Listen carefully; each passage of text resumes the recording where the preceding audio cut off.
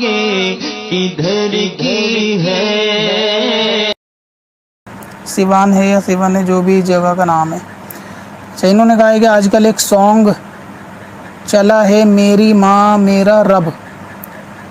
بجایا اور گایا جاتا ہے. یہ جس کی بات میں کوئی نہ ٹال سکتا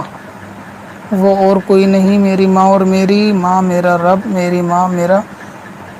شہر، میری ماں میرا گاؤں. کیا ہے یہ؟ میری ماں میرا قصبہ، گلی محلہ،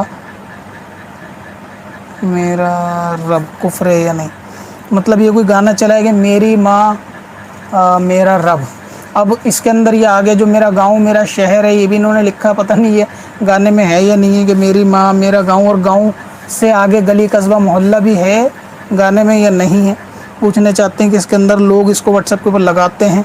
اور بہت گا بھی رہے ہیں، تو کیا مسئلہ ہے؟ اصل میں دیکھیں، یعنی کفر تو شرک ہونے کی بنا پر بھی ہو جائے گا، اور کسی کو خدا یعنی گاؤں ہو یا ماں ہو، کسی کو بھی غیر کو خدا سے تشبیہ دینا یا اس کو خدا سمجھنا یا خدا کے مثل سمجھنا، یہ جو ہے وہ شرک ہے. تو اسی لیے اپنی ماں کو یا ایسا گانا گانا یا ایسا عقیدہ رکھنا کہ اس کے اندر ماں کو شرک کے اندر جو ہے نا بندہ مبتلا ہو رہا ہے، یعنی خدا کے اندر جو اس کو انوالو کر رہا ہے. اور دوسری بات اس کے اندر یہ ہے کہ جیسے بعض لوگ یہ عذر پیش کریں گے کہ ان کو یہ معاملہ معلوم نہیں تھا یا ان کو پتہ نہیں ہے. تو اس کے اندر میں آپ کو ایک بنیادی اصول بتا دوں کہ شریعت کے اندر ایسی چیز کے بارے میں، یعنی ایسی چیز سے مراد یہ کہ اتنی عام اور اتنی فنڈامنٹل یا اتنی بیسک اور بنیادی اصول کے بارے میں شریعت میں اگر کوئی شخص یہ عذر پیش کرتا ہے کہ مجھے یہ چیز معلوم ہی نہیں تھی، تو بروز قیامت بھی اور دنیا میں بھی جو ہے نا اس کا عذر قابل قبول نہیں ہوگا، یعنی اس کا بہانہ وہ ایکسیپٹیبل نہیں ہوگا. مثال کے طور پہ یہ سمجھے، اگر کوئی شخص یہ کہ زندگی جینے کے بعد مر گیا اور مرنے کے بعد اللہ تبارک و تعالیٰ کی بارگاہ میں پیش ہوا، اب اگر وہ شخص نے ایک بھی وقت کی نماز نہیں پڑھی، اب جب اس سے نماز کا مطالبہ ہوگا اور وہ شخص بدلے میں یہ کہے کہ نماز فرض تھی، مجھے تو معلوم ہی نہیں تھا، یعنی نماز فرض تھی، مجھے اس بات کا علم نہیں تھا، مجھے پتہ نہیں تھا، تو اس کا پتہ نہ ہونا بھی اس کو بچا نہیں سکتا، اگرچہ اس کو واقعی نہ پتہ ہو کہ نماز فرض تھی. کیونکہ یہ ایک ایسی چیز ہے کہ جب بندہ اسلام لاتا ہے تو ایمان لانے کے بعد یہ ایسی بنیادی چیز ہے کہ ہر شخص کو معلوم ہوتا ہے. اگر اس نے جاننے کی کوشش نہیں کری واقعی میں،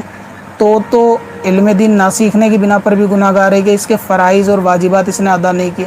دوسرا یہ کہ ایسا یقین بھی نہیں ہوتا کہ کوئی شخص اس چیز کا دعویٰ کر دے کہ نماز فرض تھی اور مجھے معلوم نہیں. تو اس طریقے کے معاملوں میں اگر کوئی شخص بہانہ بھی بناتا ہے کہ ہمیں اس کا علم نہیں تھا، ہم نے لا علمی میں ایسا کرا، تو بھی شریعت کا وہی حکم ہوتا ہے جو شریعت کا اس مسئلے میں حکم ہوگا، یعنی اس کا لا علم ہونا، اس بندے کا جاہل ہونا شریعت کے احکام کو تبدیل نہیں کرے گا. اس کی مثال میں نے ایک نماز سے دی، کوئی نماز کو منع کرے تو پھر تو یہی سمجھ آتا ہے کہ وہ شخص صرف یعنی گوشت کھانے بھر کا مسلمان تھا یا 4 شادی کرنے کا مسلمان تھا، وہ احکام اس کو پتہ تھے، لیکن نماز فرض تھا اس کو معلوم نہیں تھا. اسی طرح اگر بالفرض اس کو نماز فرض معلوم نہیں تھی تو اس کو یہ کیسے پتہ کھاتے وقت کہ کیا حلال ہے کیا حرام ہے؟ ہو سکتا ہے وہ بے خیالی میں کوڑا پتھر اینٹ وغیرہ بھی کھا جائے، لیکن وہ ایسا نہیں کرتا. اس کو کھانے کی چیز معلوم ہوتی ہے کہ کیا چیز کھائی جائے گی کیا چیز پھینکی جائے گی، لیکن نماز اور اسلام کے بارے میں معلوم نہیں ہوتا کہ کیا فرض ہے اور کیا واجب. تو اس لیے بندے کا جاہل رہنا خود میں ایک گناہ ہے، اور جہالت جو ہے وہ عذر نہیں بنے گی. تو اسی لیے اگر کوئی شخص اب یہ دعویٰ کرے اس دور میں، جیسے کہ میں نے نماز سے مثال دی کہ اللہ تعالیٰ کی ذات میں کسی کو شریک کرنا یا کسی کو خدا کہنا شرک ہے، مجھے معلوم نہیں تھا، تو اس کا یہ بہانہ جو ہے وہ قابل قبول نہیں ہوگا. یہ بہانہ اس کا جو ہے وہ قابل قبول نہیں ہوگا کہ بھئی اس کو یہ معلوم نہیں، کیونکہ اللہ تعالیٰ کی ذات میں صفات میں کسی کو شریک نہ ٹھہرانا یہ اسلام کی ایسی بنیادی اور سب سے سمجھ لیں کہ اول بنیاد ہے کہ بندہ جب ایمان لاتا ہے تو اس کے بعد پہلا دعویٰ اس کا یہی ہوتا ہے کہ میں اس خدا پر ایمان لاتا ہوں کہ جس کے نہ جوڑ کا کوئی اور نہ اس کی برابری کا، اور یہ کہ شرک بندہ نہیں کرے گا، آخری پیغمبر پر جو ہے ایمان لائے گا، تمام پیغمبر پر ایمان لائے گا. اب اتنی بنیادی بات کو بھی کوئی کہے کہ مجھے معلوم نہیں تھا کہ ماں کو رب نہیں بتا سکتے، ماں کو خدا نہیں کہہ سکتے، ہم نے لا علمی میں یا اپنی جہالت میں ہم کو معلوم نہیں تھا، تو یہ قابل قبول نہیں۔ تو یہ گانا کہ ماں کو خدا بتانا یا رب بتانا، یہ جو ہے وہ شرک ہے، اس بنا پر جو ہے وہ یہ کفر ہے۔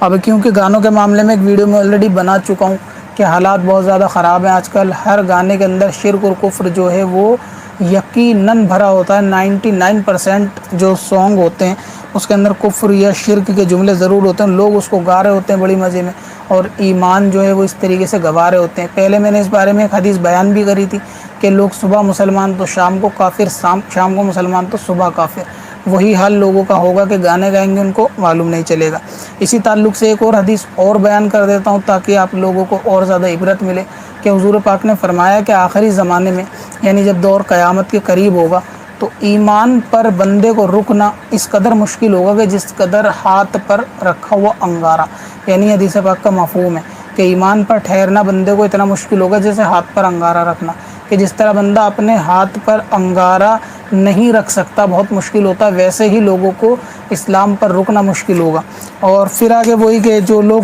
پردہ کر گئے وہ لوگ فائدے میں ہوں گے، جو لوگ زندہ ہوں گے وہ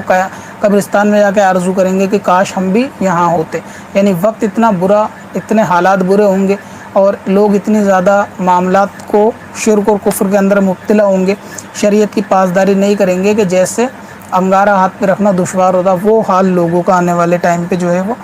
ہو جائے گا۔ تو یہ معاملہ بھی گانے بازوں کے اندر صاف نظر آتا ہے کہ جس طریقے کے گانے کفریہ یا شرکیہ ہوتے ہیں، اور اللہ تعالیٰ سے یہی ہے کہ سنی مسلمانوں کے ایمان کی اللہ تعالیٰ حفاظت کرے، اور اس قسم کے گانے سننے والوں کو عقل سلیم ہو کہ بھئی یہ کفریہ اور شرکیہ گانے جو لوگ سنتے ہیں وہ اس سے توبہ کریں سچے دل سے،